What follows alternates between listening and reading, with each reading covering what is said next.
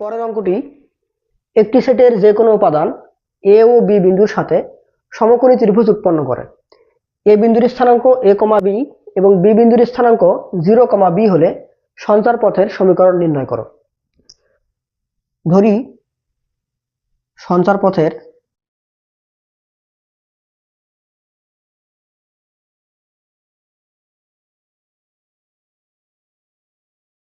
যে কোনো একটি উপাদান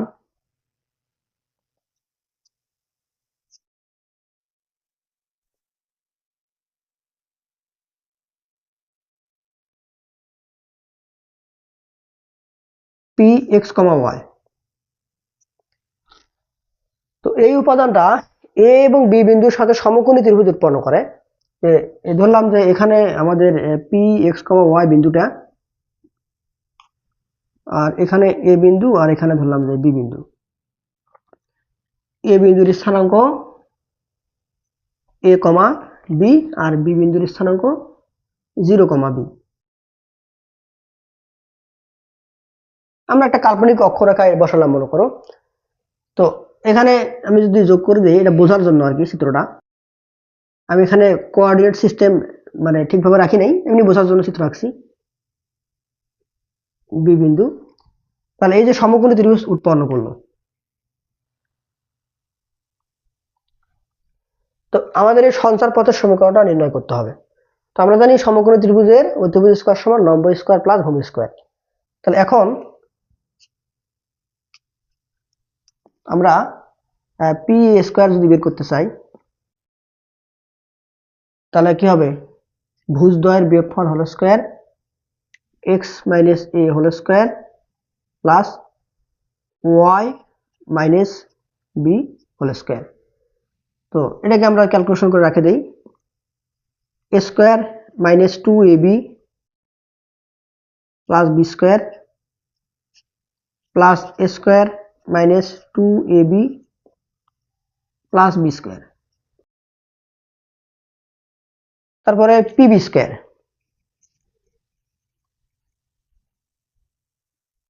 x minus 0 whole square plus y minus b whole square. তাহলে এটাকে সূত্রে ফেলা দেই, x square plus y square minus 2by plus b square, আর থাকলো অতিভুজ স্কয়ার ab স্কয়ার। তাহলে a minus 0 whole square plus b minus b whole square. এখান থেকে আমরা পাই শুধুমাত্র a স্কয়ার। প্রশ্ন মতে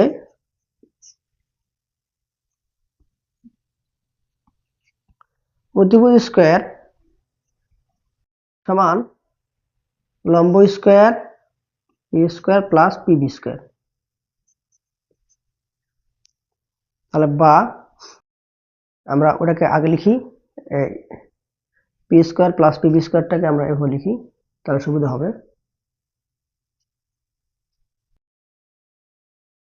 সমান এবি স্কয়ার, তাহলে পি স্কয়ারের মান বসা দেই, x square minus 2ax plus a square plus y square minus 2by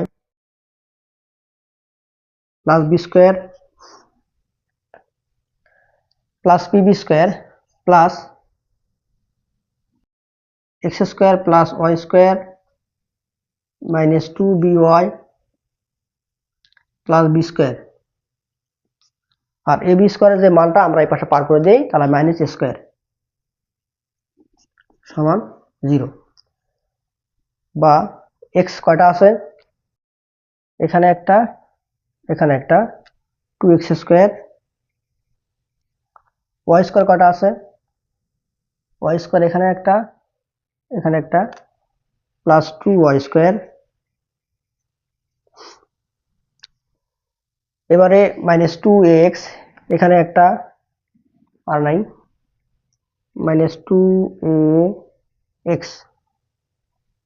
তাহলে আর -2by এখানে একটা আর এখানে একটা, তাহলে 2 2 4 -4by।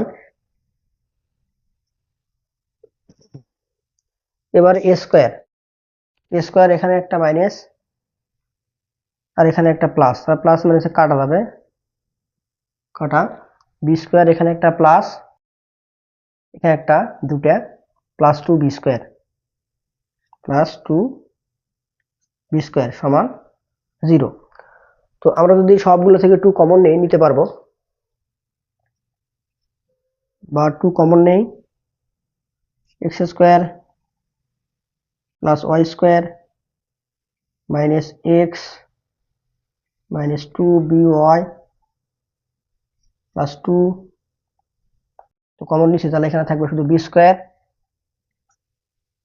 সমান 0। তো পরের লাইনে দুইটাকে ভাগ করে দিলে এখানে থাকবে আমাদের এটা। অতএব নির্ণেয় সঞ্চারপথের সমীকরণ x² + y² - x - 2by + b² সমান সঞ্চারপথের পরবর্তী অঙ্কটি দুটি স্থির বিন্দু a, a,0 এবং b, 0, a হতে b সাইডের অন্তর্ভুক্ত প্রতিটি বিন্দুর দূরত্বের বর্গের অন্তর সর্বদা 2a হলে p এর সঞ্চারপথের সমীকরণ নির্ণয় করো। প্রদত্ত বিন্দু দুটি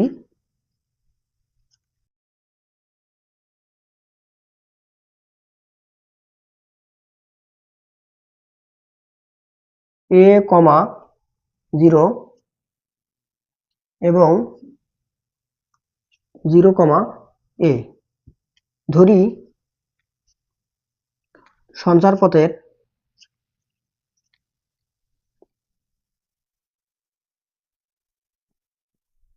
যে কোনো একটি উপাদান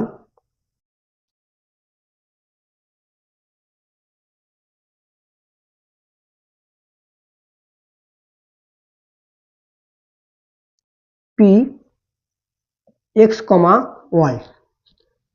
এখন p², তাহলে p² কত হবে?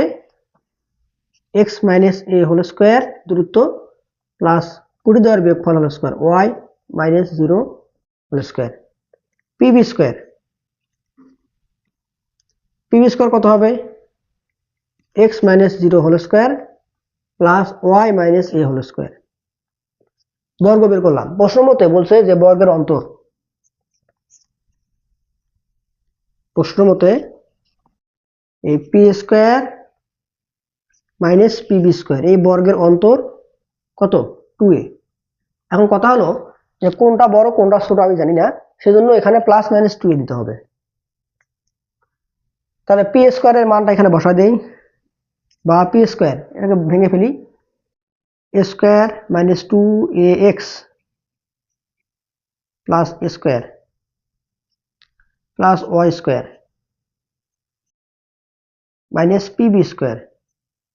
pb² এখানে শুধু x² আর এটাকে সূত্রে ফেলা দেই, plus y² - 2ay plus a² সমান +-2a। x² - 2x plus a² plus y² minus দিয়ে গুণ দেই, -x² - y² plus 2ay minus a² সমান +-2a।